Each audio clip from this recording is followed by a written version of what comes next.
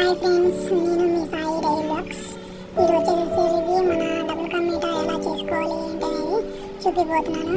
ఫస్ట్గా అయితే మనం బ్రెడ్ పీసెస్ అనేది తీసుకోవాలన్నమాట. తర్వాత దానికి Indian oil, breads, Boost packets, sugar and జీడిపప్పు అండ్ కిస్మిస్. ఫస్ట్ బ్రెడ్ పీసెస్ అయితే 1 by 1 అలా అతుక్కొని ఉంటుంది కాబట్టి విడగొట్టుకోవాలి. తర్వాత స్టవ్ ఆన్ చేసుకొని మనం ఒక బాండీ పెట్టుకోవాలి. బాండీలో సరిపడా ఆయిల్ తీసుకొని ఆయిల్ పోసుకోవాలి. ఇంకా 1 by 1 బ్రెడ్ పీసెస్ అనేది వేసుకోవాలన్నమాట. వేసుకొని 2 వైపులా గోల్డ్ కలర్ వచ్చేంత వరకు డీప్ ఫ్రై చేసుకోవాలి. బ్రెడ్ పీసెస్ ఎక్కువ ఆయిల్ పీల్చుతుంది కాబట్టి దాన్ని ఆయిల్ అనేది ఎక్కువ పీల్చుకోకుండా ఉండాలంటే మనం బ్రెడ్ పీసెస్ తీసేటప్పుడు గంటతో గట్టిగా ప్రెస్ చేస్తే ఆయిల్ అనేది దాంట్లోకి వచ్చేస్తుంది.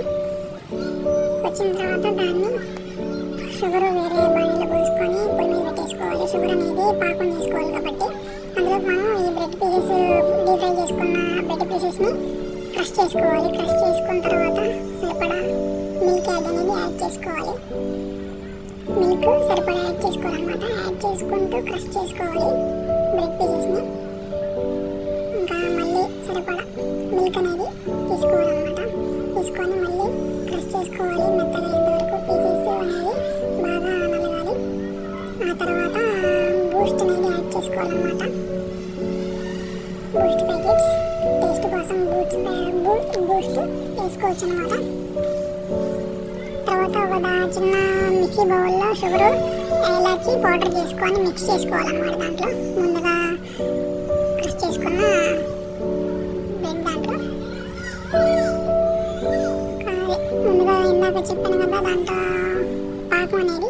పాకం అయ్యేంత వరకు ఉంచుకొని పాకం దాంట్లో పోసుకొని మొత్తం మిక్స్ చేసుకోవాలి.